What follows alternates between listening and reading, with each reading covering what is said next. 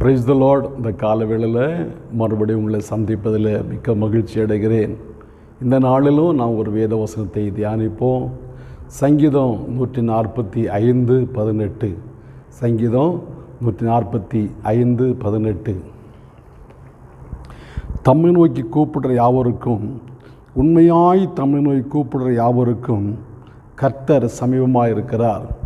பிரியமானவர்களே, சங்கீதக்காரன் சொல்கிறார், தம்மை நோக்கி கூப்பிடுற யாவருக்கும் கர்த்தர் சமீபமாக இருக்கிறார் என்பதாக. இன்றைக்கு சில வீடுகளில் பெற்றோர்கள், வயதான பெற்றோர்கள் பிள்ளைகளை கூப்பிட்டா அந்த பெற்றோருடைய அவசரத்துக்கு பிள்ளைகள் வருகிறதில்லை. அவருடைய கடமைகள், அவருடைய வேலைகள், அவருடைய பணி எல்லாம் முடித்த பிற்பாடு தான் பெற்றோர் பார்க்கிறதான அநேக குடும்பங்கள் இருக்கிறது.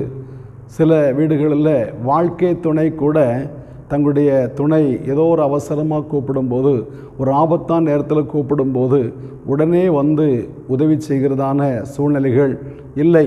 இப்படி அநேக காரியங்களை நாம் பார்க்க முடியும். நண்பர்கள் கூட சில நேரத்தில் நாம் வேதத்தில் வாசிக்கிறோம், சிநேகிதன் எல்லா காரியத்திலும் சிநேகிப்பான் என்பதாக. சில நண்பர்கள் கூட நான் கூப்பிட்ட உடனே நம்முடைய சத்தத்தை கேட்டு உடனே நமக்கு உதவி செய்வது இல்லை. நண்பர்கள் கூட அவனுடைய நிதானமாக தான் வருவார்கள். வேதத்தில் வாசிக்கும்போது அப்சலோம் யோவாப்பை தன்னுடைய தகப்பனாகிய தாவீதிடத்தில் அனுப்புவதற்காக 3 முறை சொல்லி அனுப்பி கூப்பிட்டான். ஆனால் அந்த யோவாப்பு 3 முறையும் வரவில்லை என்பதாக நான் வேதத்தினோட வாசிக்கிறோம். அந்த அப்சலோம் எதுக்காக கூப்பிட்டாரு? நான் எருசலேமில் 2 வருடங்களாக நான் அப்பாவுடைய முகத்தை பார்க்காமலே இருக்கிறேனே, எங்கள் அப்பாவுடைய முகத்தை பார்க்க வேண்டும். ஆகையினாலே அந்த தாவீதிடத்தில் சொல்லி அனுப்புவதற்காக யோவாப்பை அவசரமாக கூப்பிடுகிறார். ஆனால் யோவாப்பு வரவே இல்லை. இதே போல தான் நம்முடைய நண்பர்கள் கூட சில நேரங்களில் அவசரத்துக்கு வரமாட்டார்கள். ஆனால் நான் சேவிக்கிறதான ஆண்டவர் அப்படி இல்லை. நான் உபாகமம் 4:7 வாசிக்கும்போது, நாம் தொழுது கொள்ளுகிற போதெல்லாம் கர்த்தர் நமக்கு சமீபமாக இருக்கிறது போல தேவனை இவ்வளவு சமீபமாய் பெற்றிருக்கிற வேறு பெரிய ஜாதி ஏது என்று மோசே கேட்கிறார். அப்போ நான் தொழுது கொள்ளுகிற போதெல்லாம், எப்போ தொழுது கொண்டாலும், எப்போ கூப்பிட்டாலும், எப்போது ஆண்டவரே என்று அழைத்தாலும் உடனே நமக்கு உதவி செய்ய அவர் வல்லவராய் காணப்படுகிறார். நான் தொழுது கொள்ளுகிற போதெல்லாம் அவர் நமக்கு சமீபமாக இருக்கிறார் என்று மோசே சொல்கிறார். அப்போ எப்போது நாம் ஆண்டவரை கூப்பிட்டாலும், எந்த ஆபத்தான சூழ்நிலையிலும், நெருக்கமான சூழ்நிலையிலும், இக்கட்டான சூழ்நிலைகளிலும் நம் ஆண்டவரை கூப்பிடும்போது நம்ம உதவி செய்ய அவர் வல்லவராய் காணப்படுகிறார். உடனே நமக்கு உதவி செய்ய அவர் வல்லவராக இருக்கிறார். யார் யாருக்கெல்லாம் உதவி செய்வார்? எல்லாருக்குமே யார் அவரை நோய் கூப்பிடுகிறார்களோ அவர்களுக்கெல்லாம் ஆண்டவர் உதவி செய்ய வல்லவராய் காணப்படுகிறார். பாருங்கள், அந்த லேகியோன் பிசாசு இயேசுப்பா சொல்கிறான், இயேசுவே, காலத்து முன்பதாக எங்களை பாதாளத்தை அனுப்பிவிடாதபடிக்கு வேண்டிக் கொள்கிறேன். நீர் ஒருவேளை எங்களை அனுப்புவீரானா அந்த பன்றி கூட்டத்துக்குள்ளே அனுப்பும் என்று வேண்டிக் கொண்டான்.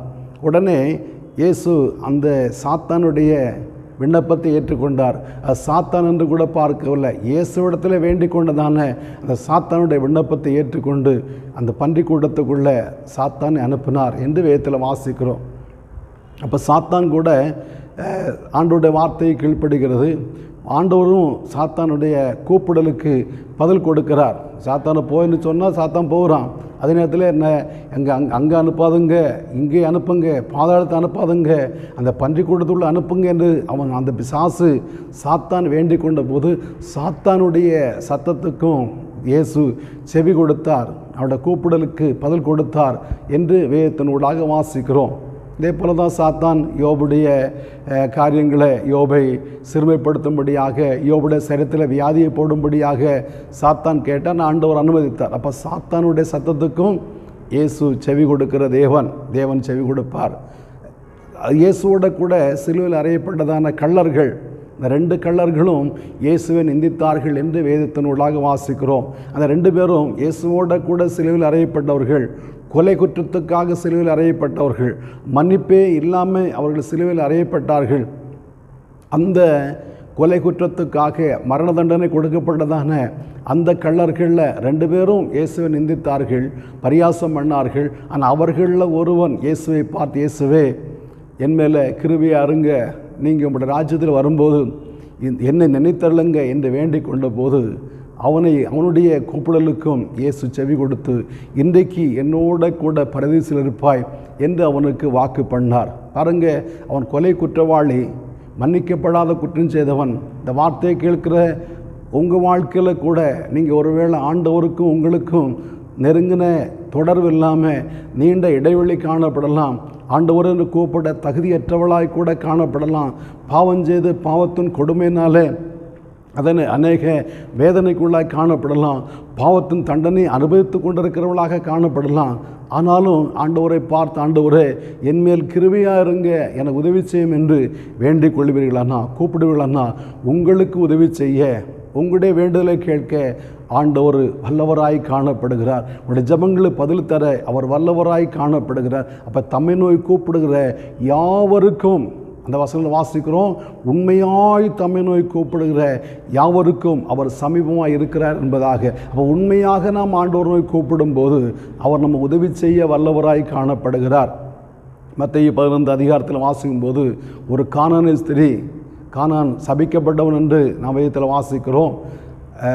நோவா கானானை, அதாவது பேரனை சபித்தான். அந்த சபிக்கப்பட்ட சந்ததியில் உள்ளதான் அந்த கானானிய ஸ்திரீ இயேசுவை நோய் கூப்பிடுகிறார். இயேசு முதலாவது சொல்கிறாரு, நான் காணாமற் போன இஸ்ரவேல் ஜனங்களுக்காக தான் அனுப்பப்பட்டேனே வந்தேனே ஒழிய மற்ற புறஜாதிகளும் வரவில்லை என்று சொன்னார். ஆனாலும் அந்த சகோதரி உண்மையாக இயேசுவை பின்தொடர்ந்து வந்து கூப்பிட்டபடினாலே அவளுடைய கூப்பிடலையும் கேட்டு அவள் சொன்ன, என்னுடைய மகள் பிசாசினால் கொடிய வேதனைப்படுகிறாள், அவளை விடுதலையாக்க வேண்டும் என்று வேண்டிக் கொண்ட போது அவளுடைய கூப்பிடலை கேட்டு தேவன் அவளுக்கு உதவி செய்தார் என்று வேதனை வாசிக்கிறோம். இந்த வார்த்தையை கேட்கிற அருமையான தேவனுடைய பிள்ளைகளே, உங்களுடைய வாழ்க்கையில் கூட நெருக்கடியான சூழ்நிலையில், அதை சொல்லணுன்னா துயரத்தில், ஒரு வியாதியின் கஷ்டத்தில், அல்ல மரண படுக்கையில், அல்லது ஏதோ ஒரு பெரிய போராட்டத்தின் நடுவில் நீங்கள் இருப்பீர்களானா, இப்போதே ஆண்டோட சமூகத்தில் ஏசப்பா என்னை உதவி செய்யுங்க என்று வேண்டிக் கொள்வீர்களானா, உங்களுக்கு உதவி செய்ய அவர் வல்லவராய் காணப்படுகிறார்.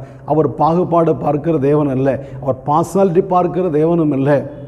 அவள் பாவி, இவன் பரிசுத்தவான், அவனுக்கு நான் செவி கொடுப்பேன், இவனுக்கு நான் செவி கொடுக்க மாட்டேன் என்று சொல்லுகிற தேவன் அல்ல.